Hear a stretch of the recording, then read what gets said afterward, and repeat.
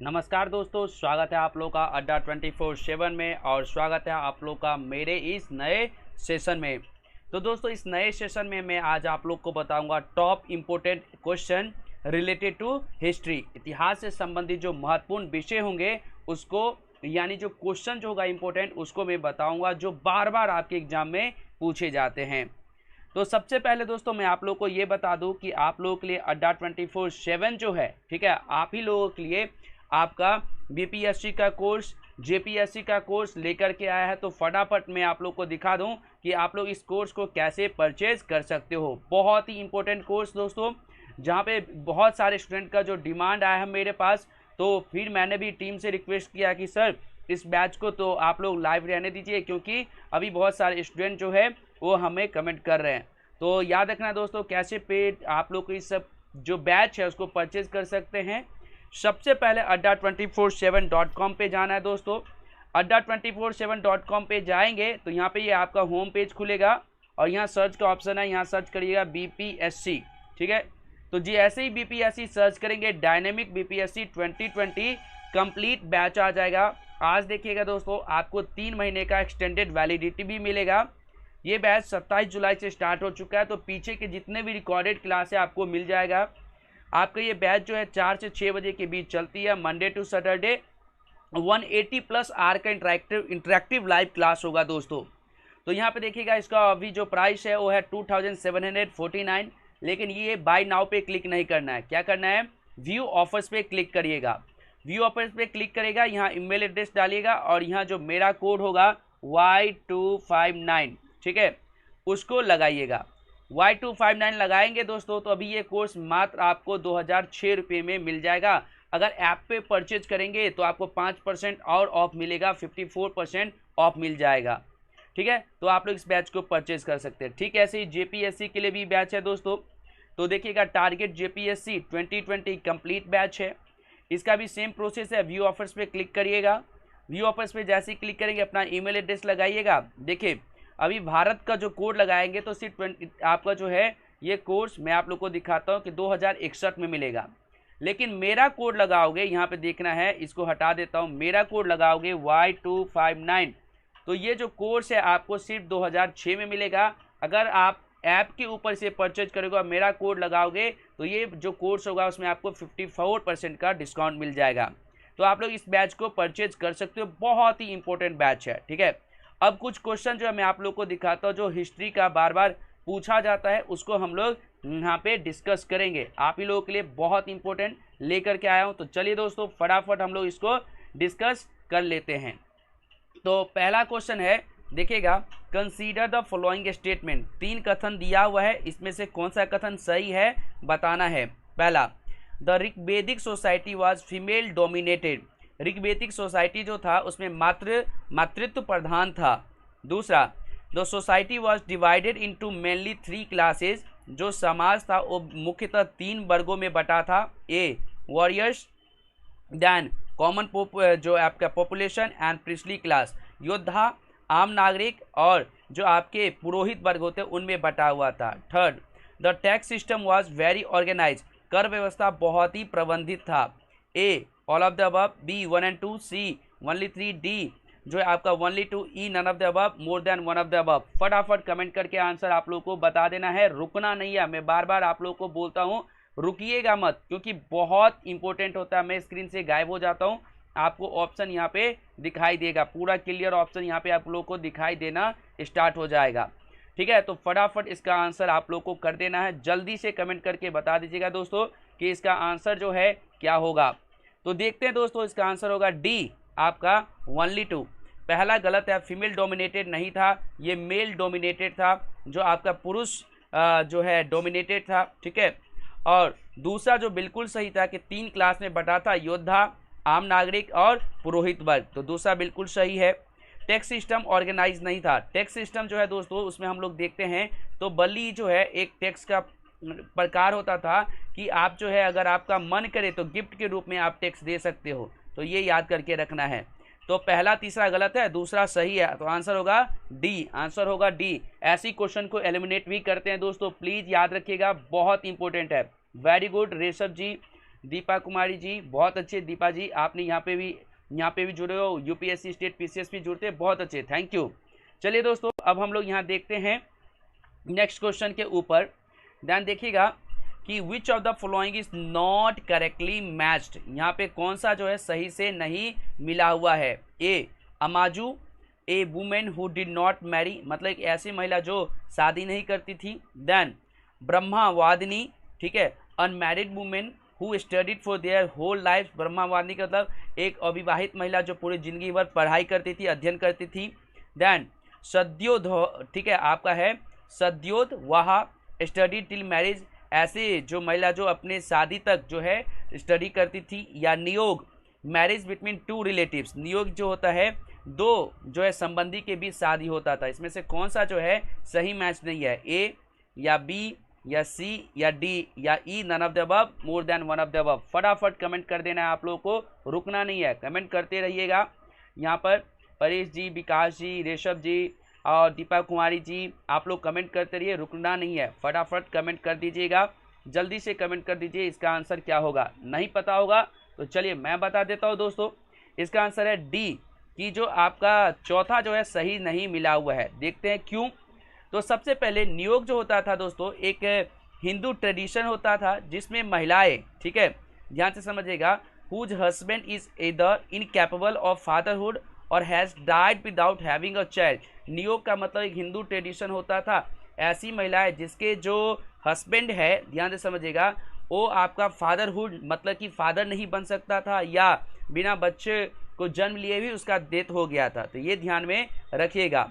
तो इसमें ये कहा जाता था in a which women would request and appoint a person for helping her bear a child, मतलब कि नियोग ऐसे एक हिंदू ट्रेडिशन होती थी जिसमें ऐसी महिलाएं जिसके हस्बैंड बच्चे पैदा करने में असमर्थ रहते थे या उसके हस्बैंड का डेथ हो जाता था, तो वह एक पर्सन को रिक्वेस्ट करती थी कि उसके बच्चे को वो पालन कर सके। प्लीज़ ध्यान में रखिएगा नियोग, ठीक है, तो ये भी ध्यान में रखना, बहुत इंपॉर्टेंट था जो मैंने आप लोग को बताया।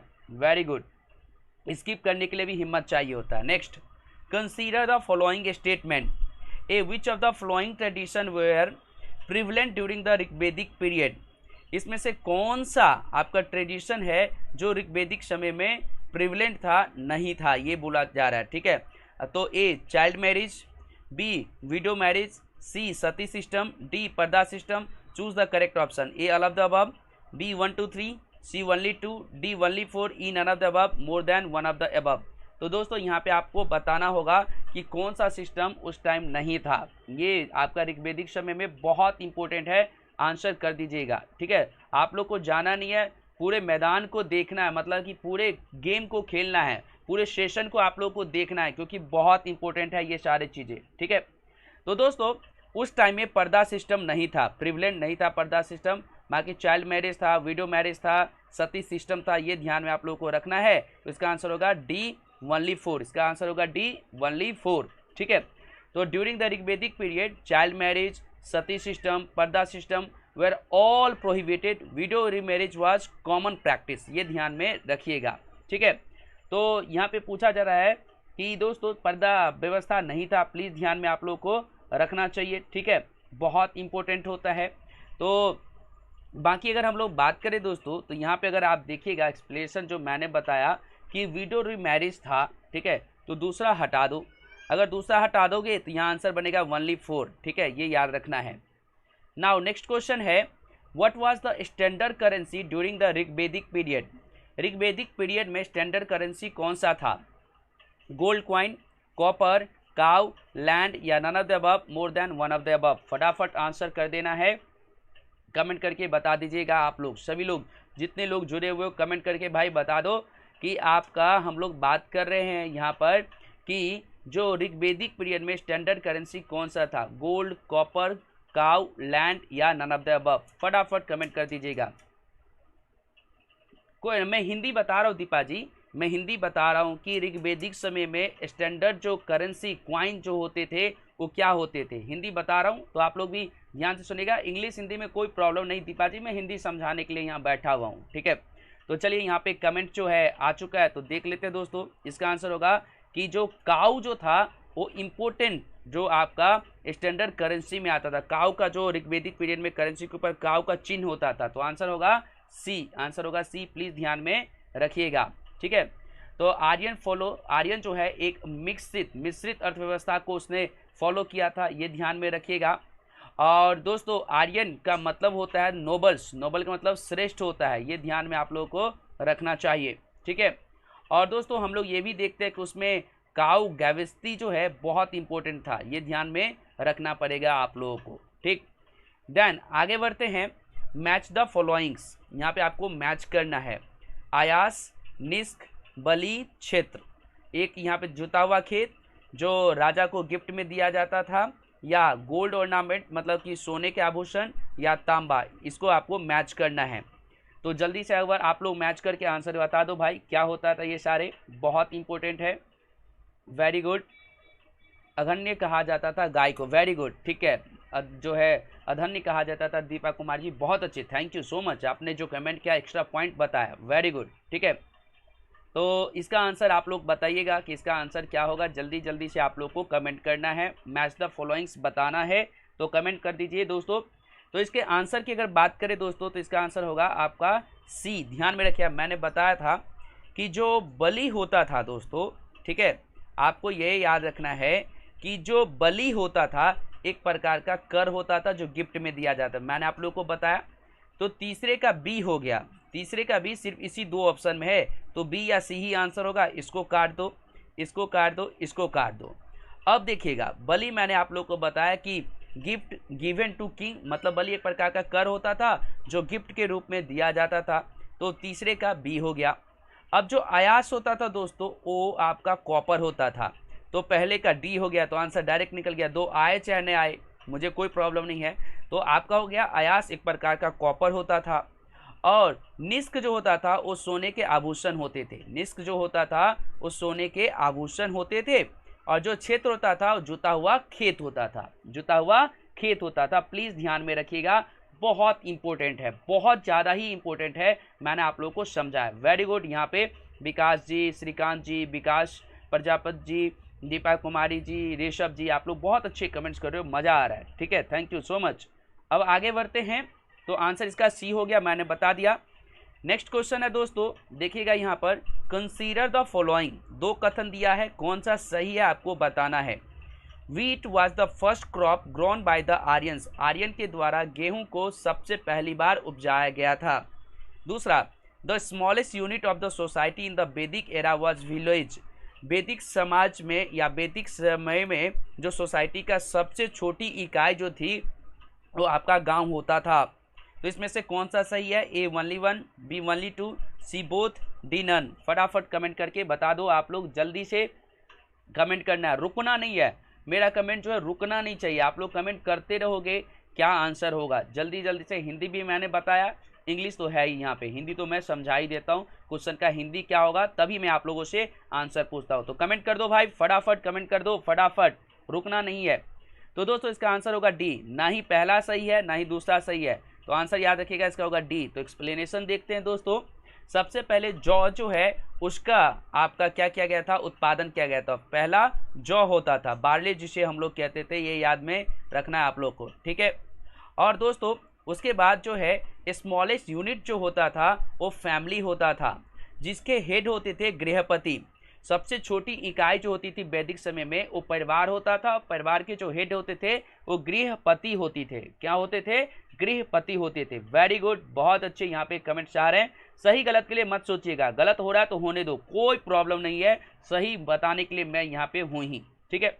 नेक्स्ट है दोस्तों, the term sharma in Rigveda has been used for, sharma शब्द जो है ऋग्वेद में किस लिए यूज किया जाता था। ए होली काउ एक पवित्र गाय, ए होली हॉर्स पवित्र घोड़ा, ए होली बीच एक पवित्र जो है आप लोग कह सकते हैं को ऐसे कुत्तों के लिए हम लोग कह सकते हैं, होली मंकी एक जो है पवित्र बंदर के लिए किया जाता था, या none of the above, more than one of the above. तो बहुत ही सिंपल क्वेश्चन है, जल्दी से कमेंट कर देना है, रुकना नहीं है। कोई नहीं, गलती हो गया तो कोई बात नहीं दीपा जी, आंसर सही भी होगा, ठीक है। गलत होगा तभी तो हम लोग सीखते हैं, तो ये याद रखना है। तो दोस्तों इसका आंसर होगा शर्मा जो होता था एक प्रकार का आपका एक बीज होता था, ठीक है, ये ध्यान में रखिएगा। हिंदू मैथोलॉजी में शर्मा जो है एक प्रकार का फीमेल डॉग को बताया गया है, जो उसको ये याद रखना, या उसे देवासुनी भी कहा जाता था, उसे देवासुनी भी कहा जाता था। जो आपके फीमेल डॉग देवासुनी उसका नाम दिया गया और ऋग्वेद में उसके बारे में डिस्कशन दिया हुआ है, ये भी ध्यान में आप लोग को रखना होगा। जो क्या करता था दोस्तों कि आपके रक्षा के रूप में काम करता था, रक्षा के रूप में काम करता था, ये भी ध्यान में आप लोगों को रखना पड़ेगा। और शर्मा जो आपका होली बीच का जो एविडेंस है महाभारत कुछ पुराण में भी हमें मिला है। नेक्स्ट क्वेश्चन है दोस्तों, according to ancient text the Aryans used which of these passes to come to India. मतलब कि अगर हम लोग प्राचीन ग्रंथों के हिसाब से देखें तो आर्यन जो है भारत में आने के लिए कौन से दर्रों का उपयोग करते थे? A Khyber pass, B Burzil pass, C Zojila pass, D Rohtang pass, E none of the above, more than one of the above. बहुत ही इंपॉर्टेंट क्वेश्चन है, बहुत इंपॉर्टेंट। सभी लोग कमेंट करके बताओगे, सभी लोग कमेंट करके बताओगे, मैं बोल रहा हूँ तो सभी लोग प्लीज़ कमेंट करके बताओ कि क्या होगा इसका आंसर, बहुत इंपॉर्टेंट है। तो दोस्तों इसका आंसर होगा ए खैबर पास। जो आर्यन थे वो अपने भारत में आने के लिए खैबर पास का उपयोग करते थे, तो इसका आंसर हो जाएगा ए खैबर पास, प्लीज़ ध्यान में रखना है। Now next, match the following Upanishad to the Vedas and they are associated with. Upanishad को उसके वेदा के साथ आपको मिलाना है। A Aitareya first, second Chandogya, third Brihadaranyaka and fourth Mundaka Upanishad. ठीक है, मांडको उपनिषद भी कहा जाता है, तो ये ध्यान में आप लोगों को रखना पड़ेगा। और एक साइड वेद दिया अथर्ववेद, यजुर्वेद, सामवेद और ऋग्वेद, इसको मैच करना है। तो जल्दी से आंसर करना है, कमेंट करना है, रुकना है, कमेंट रुकना नहीं चाहिए, मैं बार बार बोल रहा हूँ। वेरी गुड, जो है यहाँ पर शंकर जी खैबर पास, विकास जी भी कह रहे थे, आंसर कर रहे थे, तो कोई बात नहीं। दीपा जी आप भी कमेंट करो, रुकना नहीं है, मैं बार बार बोलता हूँ, तो जल्दी से आप लोग कमेंट करते रहिएगा। ठीक है, तो इसको देख लेते हैं दोस्तों। इसका आंसर जो होगा सी, याद करके रखना है। हमें पता है दोस्तों कि जो मुंडक उपनिषद है, याद रखना है आपका यहाँ पे मांडुको, ठीक है, ये दिया है मांडुक योपनिषद। ठीक है, ये याद रखना कि पहले का सी है, तो चौथे का आंसर होगा ए अथर्ववेद से। ध्यान दोस्तों, जो आपका ऐत्रेय है वो ऋग्वेद से संबंधित है। ध्यान, आपका छंदयोग जो है सामवेद से संबंधित है। बृहद आरण्यक जो है यजुर्वेद से संबंधित है, तो आंसर होगा सी, प्लीज ध्यान रखिएगा, इंपोर्टेंट था। ऐत्रेय ऋग्वेद से, छंदयोग सामवेद से, बृहद आरण्यक यजुर्वेद से, आपका मांडूकोपनिषद अथर्ववेद से, प्लीज ध्यान में ये याद करके रखिएगा, इंपोर्टेंट था। वेरी गुड दीपा जी और विकास जी, आप लोग कमेंट करें, बहुत अच्छे। नेक्स्ट है दोस्तों, consider the following statement which of them is false. यहाँ पे 4 कथन दिया है, कौन सा गलत है आपको बताना पड़ेगा। पहला, Shatapatha Aranyaka is an Aranyaka to Atharvaveda. Shatapatha एक आरण्यक था जो कि अथर्ववेद का आरण्यक था। Second, Upanishad are also called Vedanta. Upanishad को वेदांत भी कहा जाता है। Third, Yama Nachiketa dialogue is found in Kathopanishad, यानी कि यम और नचिकेत का जो डायलॉग दिया है वो कठोपनिषद में दिया है। Third, Satyameva Jayate has been taken from Mundakopanishad. Satyameva Jayate जो है वो मुंडकोपनिषद से लिया गया। E none of the above या more than one of the above, जल्दी से बता दीजिएगा।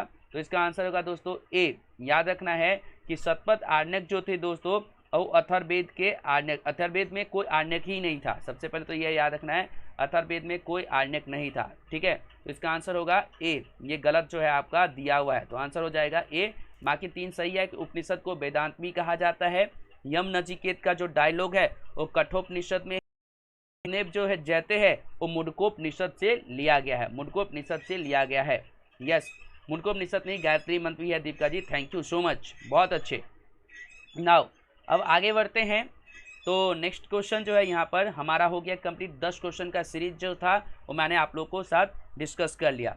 फिर मैं आप लोगों को बता देता हूँ, अगर आप लोग अड्डा 24/7 पे BPSC, JPSC, UPPCS, Rajasthan administrative service या दिल्ली पुलिस का बैच या कुछ भी परचेज करना चाहते हैं तो आप मेरा कोड जो है दोस्तों Y259 लगाइएगा, आपको मैक्सिमम डिस्काउंट मिलेगा, मैक्सिमम डिस्काउंट मिलेगा, तो आप लोग कोर्स को परचेज कर सकते हैं। तो थैंक यू सो मच, फिर हम लोग मिलेंगे एक नए लाइव सेशन में। Thank you so much. और आप लोग मेरे साथ स्टेट पीसीएस और यूपीएससी एंड स्टेट पीसीएस का जो चैनल है वहाँ पर भी आप लोग मेरे साथ जुड़ सकते हो। दीपा जी वहाँ पे डेली जुड़ती है, ठीक है।